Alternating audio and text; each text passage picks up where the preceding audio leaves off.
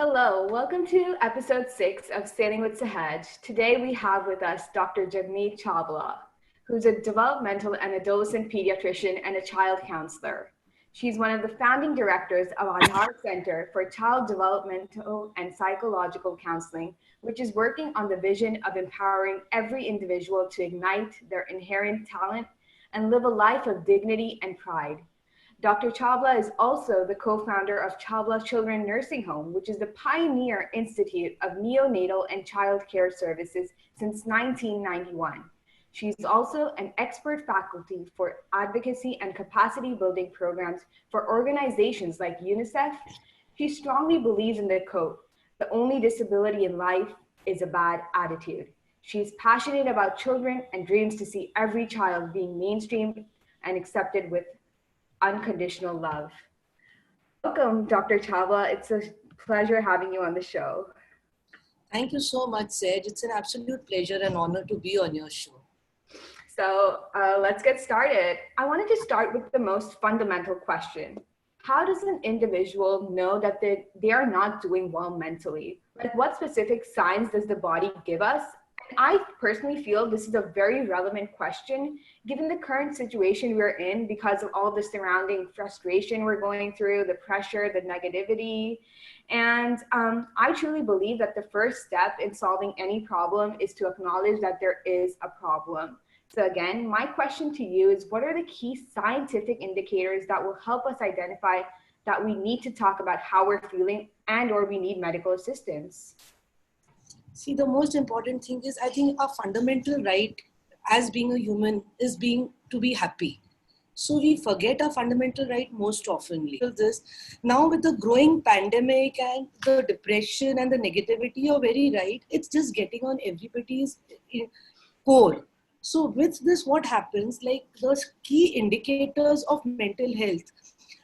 Mental health is something a little different from physical health. That physical health, you can make out that you're a little unwell. Mm-hmm. You know, you have a cough, you have a cold, you have fever, you're not eating well, you have jaundice, whatever, etc., etc. Mm-hmm. Mental health, you may be putting on a facade, you may be putting on a mask of everything being okay. Mm-hmm. But in your innermost heart, you know that everything is not okay.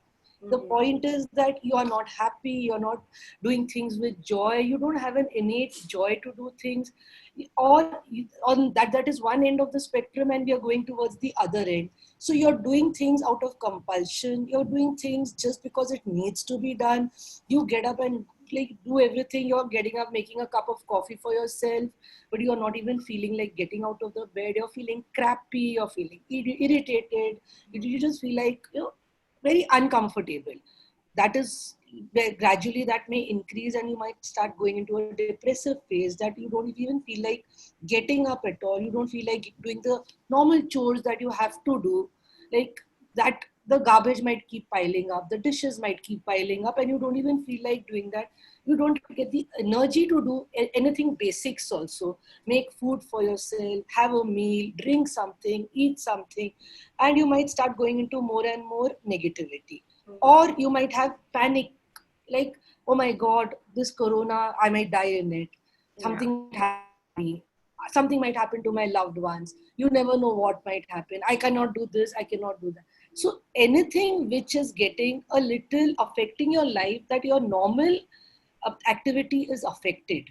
Mm-hmm. So I think you need to start becoming a little mindful, and those things need to be really taken care of. Mm-hmm. And if, like what I suggest to everybody, start being mindful of everything which happens to you, so that even your negative thoughts and your negative feelings, you can catch them before they start becoming bigger and bigger and bigger. Yes, I totally agree with you. I feel it's very important to accept that you're not feeling well and not go in that denial mode and just let it pile and pile, because as you let it pile, it will just keep increasing and increasing. So like you mentioned, so what my takeaway was that the instant like you feel like you're just doing things without any joy and your heart is not into it, like that is the first key indicator for anyone to like start becoming self-aware that something's wrong up there. Yeah, so thank you for bringing that up. Another thing which I would like to add, Sahej, it's not always possible to be very happy the whole day, 24/7. Yes. So there are times in the day you're not feeling good, you're not feeling happy, it's okay. But the overall feeling of general feeling good, contented, satisfied, happy, joy, positivity is what is very, very necessary. And that is what the divine has made us for. So if we are veering towards the negative side, I think we should start looking inwards, definitely. Yes, thank you so much. That's a very important point you make. And I like how you like distinguished between the fact that, yes, the true reality is that we cannot always be happy, but in general, we should be always on the positive note. So yes, that's a very important distinction. Then secondly, as someone who's treated numerous children through the impactful therapeutic talking sessions your wonderful organization, the Adhar Center, provides, it seems evident that you believe in speaking up and voicing your feelings is essential. But at times, based on my personal experience, I feel that it's very difficult. People don't have the courage to speak up, and they're often in like the denial mode. It would be highly beneficial if you could provide your insight on whether speaking up is important and if the act of talking to a loved one, a parent, or a friend, or even a doctor is important and meaningful in recovery. Definitely, speaking up is very, very essential. And anybody, be it me, be it you, all of us, I think, need counseling at some stage of life. Maybe not that professional counseling, but we need talking to. We need somebody whom to sound out to, some loved one, some friend, parent, sibling, whomever. And there are times that this talking out is a fantastic because this is a catharsis and it helps us to organize our thoughts in a better way. Suppose we cannot always talk it out also. Journaling is another way of, catharsis. That is a beautiful way of just getting your thoughts together, because once you start getting your thoughts out on paper, you start realizing that you're not getting into the negative loop. What happens most often is that when you're into a negativity situation or a negative situation, you tend to go in a negative loop over and over again. You start thinking about other things and then you go back to that negativity. You start thinking of something else and you go back to that negativity. So even writing helps a lot, talking helps a lot, but it should be somebody really sensible, somebody you can trust, somebody you can have faith on. And taking professional help whenever necessary is also very, very, it's a fantastic thing because it definitely helps out and it gives you a direction about the way which one needs to go to. That's very important. In your experience, have you seen like a lot of people have been in like denial mode and they just don't want to accept the fact that I need to talk to someone? They just pile it up in themselves. So how do you take that first step? Oh, I need to talk to someone. How do you build up that courage? Like personally, like even when this quarantine and this lockdown thing started, I personally was a little sad about everything and I didn't voice my opinion and it started piling up for me. And then once I spoke to my mom about it and just let it out, I felt so much better. But it took a while to get there. How do you like instantly get there? There's no instant formula. And you're very right. It takes a little time and everybody needs to get that inner courage from themselves. But what is very important is I think we need to reach out to each other as much as possible. So the sessions that you're doing, that you're reaching out, this is a very good method of you reaching out to other people. Because say somebody sees this program or your friends talk to you and they realize, okay, good, Sahej has got the courage to speak out. So even I can speak it out. So maybe I look at somebody and I listen to somebody and I hear their problems and I feel, oh my God, even I'm suffering from the same thing. So even I need to talk it out to somebody. And you're very right. The denial mode is the first step of anything which is which is bad in our life. So first, any grief, we always go to a denial mode. And most people, denial mode goes on for a very, very long time. And Dr. Chawla, I really like how you are being so real about things, because I often hear doctors say in general and just in social media posts and everything I see, it's like, it's very easy, just speak up. But like you mentioned, it's not easy. And yes, I relate to that. Yes. So I would personally recommend everybody to, write whatever you want and be very, very, very clear about it. Don't share it with anybody if you do not have this courage right at that moment. Just write it, just let it out. And whenever you can build up the courage, do talk to somebody. But it's tough. Believe me, it's not so easy. Uh-huh. And I think I'm going to take that advice and I will start writing out my thoughts. I never thought of that way. I just thought you should always talk about it, but I feel like that's more intimate and like writing is a very good first step. Yes. Then next, I would like to ask you, like you being a very strong individual yourself and someone who advocates for both physical and mental well-being, are there any specific exercises or practices that you follow or recommend, which could be done like on a daily basis, like college students can do in the middle of their routine? And would we like help them in maintaining like a stable mindset as well as in coping with their constantly changing lifestyles? Any daily exercises do you recommend? Definitely. I would, like we have to work towards three things: the body, mind, and soul.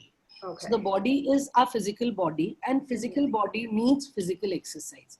So Okay. laziness, just staying on the bed, staying on the couch will not help us at all.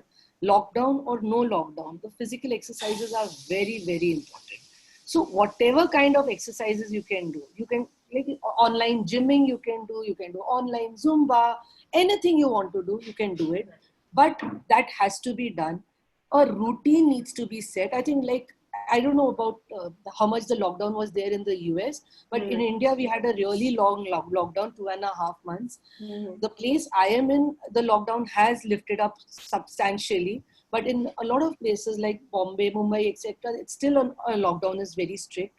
So lockdown changes your whole perspective. You cannot go out of the house. You cannot do a lot of things. You cannot go for a run. You cannot cycle. So, but this routine needs to be very, very strong.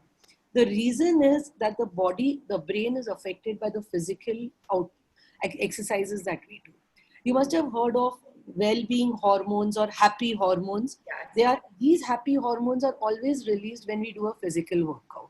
So Okay. do any workout, do dance if you want, Mm-hmm. do Zumba if you want, do just anything, just put on music and just have movement. But Mm-hmm. have a fixed routine as far as possible. Try doing some physical workout as much as possible, and then start being mindful of what you are. So we are not just a physical body, we are much, much more. We have the divine spark inside us, which needs to be kindled, which needs to be nourished, and which needs to be cherished. So I think we should all be, really acknowledge the fact that we are a part of that divine spark and be blessed about it and take care of it. So we need to do something for our mind as well as for our soul.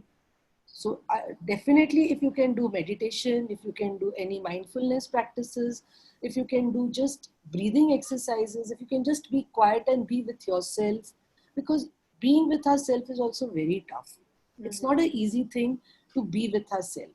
In fact, there is a lot of material available which says that your body should be your best friend, and it is your best friend because this is what is going to live with you for the rest of your Yes. life.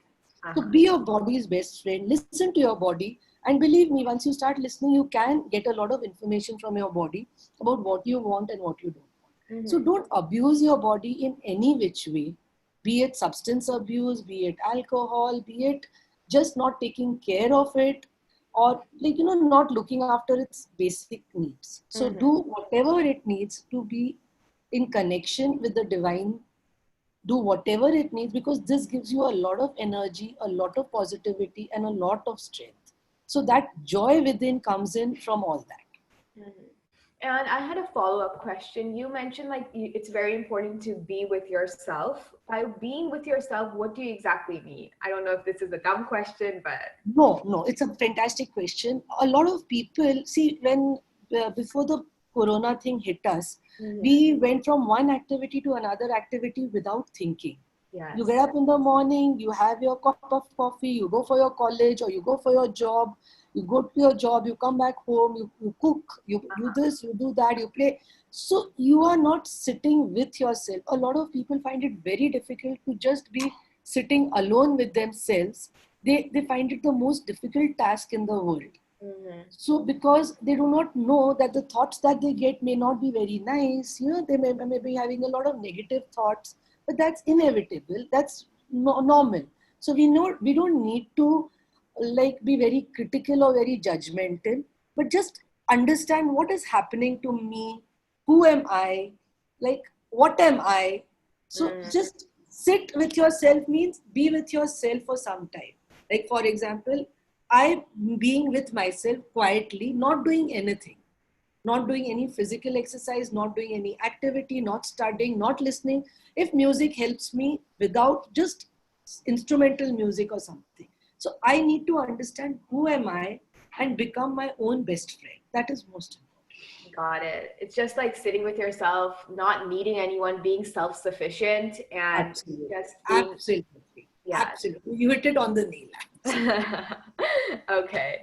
And lastly, coming to the last question, I feel like every patient always asks the doctor, is there something specific I should eat? So I even want to ask you and end with something related to food.